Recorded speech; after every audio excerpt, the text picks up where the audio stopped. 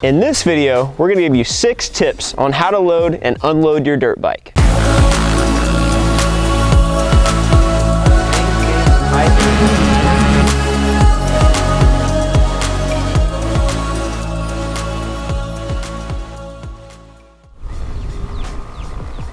Where's Tyler? Oh, he's still out at the Oak Ridge camp.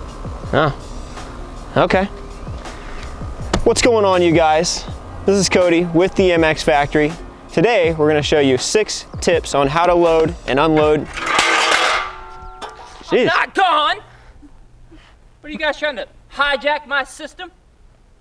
Man, we're just trying to keep it afloat while you're gone. Where'd you come from? You look tired, man. Get out of here. So step number one is gonna be finding a nice, flat, level surface to load and unload your bike on. If you're parked on an uphill, it's gonna make it hard once you roll the bike into the truck to actually keep the bike from rolling back. If you're parked on a downhill, it's gonna make the ramp even steeper and harder for you to get the bike in the truck. Tip number 2 is gonna be your ramp selection. You wanna find a ramp that is not too short, because if your ramp is too short, it's actually gonna be pretty steep. You also don't wanna find a ramp that's too skinny either, because if you find a skinny ramp, you run the chance of going off the edge of the ramp.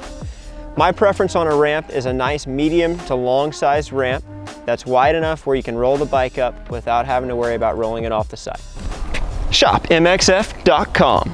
I'm sure you're noticing how sick this shirt is. If you want a shirt like this, head over to our merch shop, ShopMXF.com.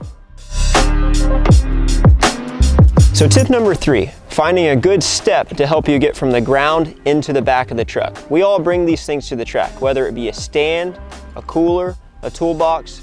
The important thing is to make sure whatever you're stepping onto is nice and sturdy. Some bike stands can be kind of sketchy because they can roll from side to side or forward and back. That's not good. You don't want to fall on the ground. It's no fun. Tip number 4 is going to be finding good quality straps to strap your bike into the truck with. One thing I see is people using cheap straps. One thing you've got to be mindful of with cheap straps is they can bend and you can actually lose the bike as you're driving. Cheap straps can also scratch up your handlebars because sometimes they don't fit around the fat bar that comes on today's bike. Another thing to think about as you're strapping in your bike with the soft tie straps that most folks use is strapping around the cables. You don't want to strap over the cables because that can hurt the bike as well. Tip number 5 is ramp placement. Placing the ramp directly behind the back tire as you're unloading the bike is important so you don't have to adjust the bike in the bed of the truck where there isn't much room.